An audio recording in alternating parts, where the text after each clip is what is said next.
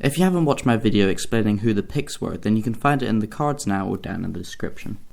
A couple of months ago, I went to an unexcavated Pictish settlement near Pitlochry in central Scotland, and this is what I found. The settlement would have been located in the Pictish kingdom of Fotla, although it was near the border, so it is likely it saw a few wars and battles between the different Pictish kingdoms. There are 3 parts to the settlement. The first part is the ring fort, and the most important part of the site. A ring fort is a circular wall of stones with a living space inside. The ones in this particular area will most likely have a central roof due to their smaller size compared to others around Europe. Ring forts were designed for defensive purposes, so it would not have been lived in year-round. However, in times of war, the tribe living in the area would retreat to the ring fort to store their food and livestock and defend themselves from other hostile tribes.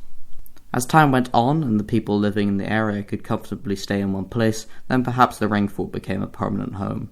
This is not a particularly impressive ring fort, but you can still make out the shape of the rings of stones, which is now overgrown with grass. Inside the fort there would have been space for beds, a fire pit, and possibly an area for livestock.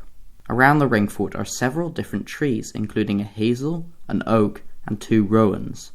This is a particularly high concentration of these trees in comparison to the rest of the forest, and given that these trees were actually holy to the Picts as well as other Celtic civilizations, it is very likely that these trees are remnants from a time when this settlement was inhabited. The next part of the site is the medicine hut. It's a smaller structure separated from the rest of the site, but would have still played an important part in the lives of people living here.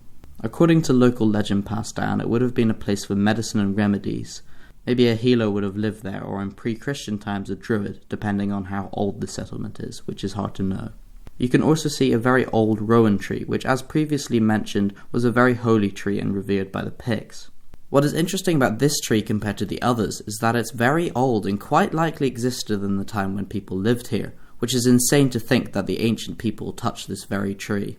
The holy rowan tree being here also consolidates the legend that this is a medicine hut, as religion and healing were deeply intertwined in many Celtic societies, suggesting the rowan was there as a symbol, or parts of it were actually used for healing. The third part of the settlement is the burial mounds, located just south of the ring fort and medicine hut. A very sad local legend accompanies these burial mounds. Back then it was non-negotiable that to be buried in the church graveyard you had to be baptized. So when there was a stillbirth or a child died of sickness before they were baptized, the priest just wouldn't accept them, which meant the people held their own ceremonies and built these huge mounds for their dead children. You can see more of the same holy trees surrounding the mounds, perhaps planted by the mourning families to memorialize their children who lie undisturbed below the ground. It is hard for me to know, as I am not an archaeologist, but from the stories passed down from the people who live here, it is likely that Picts or Pictish descendants were still living here until quite recently. In other words, this settlement was not abandoned in ancient times, but more likely in the medieval to modern era. This is because the Picts never actually died out, but merged with the Gaels to become the Scots, so Pictish blood still runs through Scottish veins. And of course that also means that the original Pictish farming homesteads continued to be used as Scottish farming homesteads, as the farming life never changed much from the 400s to the 1400s. Everything about these people's lives was completely different from our own. Everything they did took an incredibly long time. The food had to be hunted, raised or gathered, the places they lived in had to be built and maintained, and if one of their number died, there would be a ceremony and a mound built. All without the tools and infrastructure that make our lives so easy. And that's ultimately what makes history so interesting, learning about how our ancestors lived, what affected them, and how we as humans made the journey of civilization, so we can maybe even see what comes next.